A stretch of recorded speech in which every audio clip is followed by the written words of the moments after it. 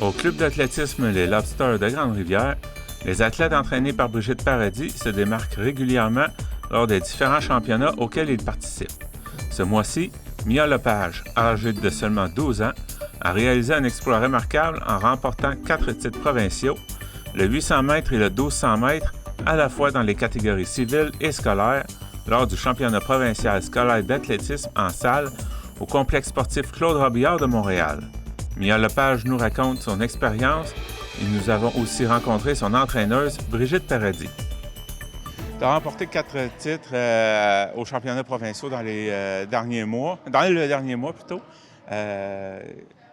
Comment tu te sens face à ces performances-là que tu as faites à ces compétitions? Je suis vraiment fière de moi parce que je me suis beaucoup impliquée, beaucoup d'entraînement, puis je suis vraiment fière d'avoir réussi à remporter 4 titres provinciaux. Est-ce qu'il y en a un qui te rend plus fier que les autres? Je dirais les civils parce qu'il y avait plus de monde puis c'était plus du haut calibre. C'est là que j'ai fait mes 2 PB, donc mes 2 meilleurs temps au 800 et au 1200. Puis c'est vraiment ça qui m'a rendue le plus fière parce que je me suis descendue de 6 secondes au 1200. Puis j'étais vraiment fière de moi. En 6 mois, j'ai descendu de 6 secondes. Donc, tu remportes 4 titres, puis en plus, tu bats tes propres records. Oui. Mais au civil, qui était la première compétition, là, j'ai battu mes temps. Mais au scolaire, je me suis pas mal gardée dans ces temps-là, mais je les ai pas améliorés. Tu dis que vous étiez plus au civil. Est-ce que tu as une idée de combien d'athlètes que vous étiez à ces compétitions, dans ta compétition? Bien, je pense qu'au 800, on était à peu près 25 filles aux alentours de ça. Puis au 1200, c'est toujours un petit peu moins, donc 17, je pense. Le fait que toi, tu t'entraînes dans un gymnase ou même dans le corridor de l'école versus du monde qui, eux autres, s'entraînent dans des endroits qui sont adaptés pour ça. Ça doit être un grand sentiment d'accomplissement aussi. Bien, c'est sûr que vu qu'on est dans un gymnase assez petit, c'est quand même compliqué. Puis comme tu as dit, on court dans les couloirs, donc ça aide pas tant parce qu'il y a des filles comme à Montréal qui ont des pistes intérieures. Puis c'est sûr que ça doit vraiment être mieux parce qu'à l'année, ils peuvent courir sur une piste, puis ça aide, là. J'ai demandé à Mia comment elle se sentait là, face au fait de s'entraîner dans un gymnase versus ceux qui s'entraînent dans des complexes sportifs déjà adaptés. Pour l'entraîneuse, le fait que, puis c'est pas juste Mia, mais tu as beaucoup de tes athlètes qui performent beaucoup, qui remportent des titres à des compétitions. Comment l'entraîneuse, elle se sent là-dedans?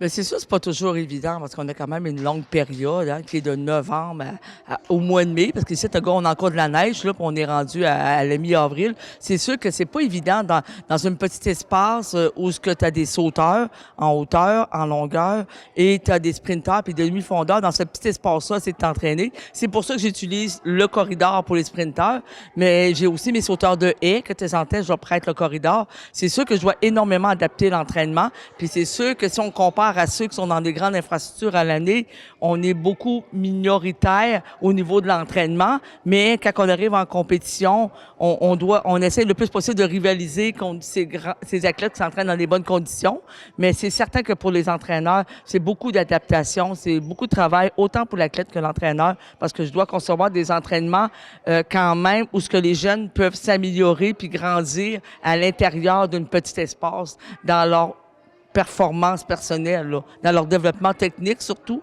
C'est pas évident. C'est vraiment, vraiment quelque chose.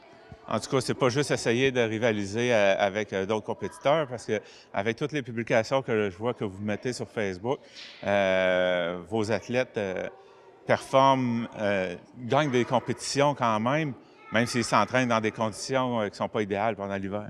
Mais moi, je dirais aussi que c'est pas juste les conditions d'entraînement qui sont importantes. Oui, si j'aurais une belle surface à l'intérieur d'une piste, je serais vraiment heureuse. Là. Puis surtout pour les aires de saut, là, ça serait vraiment plaisant aussi. Mais je te dirais aussi que c'est la façon que l'entraînement est donné. Là. Il y a ça aussi. Tu sais, il y a le travail que tu donnes à l'entraînement. Il y a une façon de les tenir en forme, une façon de faire de la mise en forme, une façon de faire autre chose.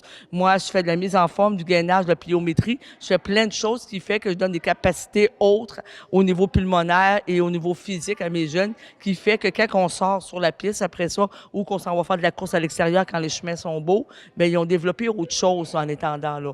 Donc, je pense qu'il y a aussi, oui, c'est dur de s'entraîner dans un petit espace, mais il y a aussi la façon de bien adapter tes entraînements pour que tes jeunes continuent quand même à s'entraîner puis continuent à améliorer leurs conditions d'entraînement, mais améliorer aussi nos performances puis être capable d'arriver en compétition, comme tu dis, puis de revenir avec des bonnes positions et des titres aussi. Donc, c'est sûr que j'ai des athlètes qui terminent 5e, 6e, 7e sur 20, 30 athlètes dans une discipline. C'est super bon. Puis on est vraiment content de ça. On est fiers. Le club d'athlétisme, on donne notre maximum aux jeunes. On est juste 2 entraîneurs. J'étais longtemps seule. Maintenant, j'ai un autre entraîneur avec moi qui est en lancée, Benjamin. Je suis très contente de l'avoir. Puis on essaie de donner le maximum à nos jeunes avec les conditions qu'on a. Mais je pense, comme je dis, oui, l'infrastructure, c'est important, mais la première chose qui est importante, c'est d'avoir des entraînements bien montés, bien faits. Les résultats parlent d'eux-mêmes et laissent entrevoir que l'aventure de Mia est loin d'être terminée. C'était Jean-Denis Laperrière à Grande-Rivière.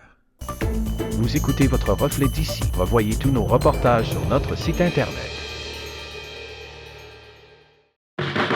La clinique d'optométrie Les Mérions est fière de vous présenter cette programmation. Le soin de votre vue passe sous les yeux de la clinique d'optométrie Les Mérions.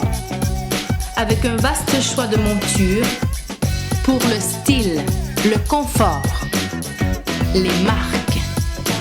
Clinique d'optométrie Les Mérions. 689-5553.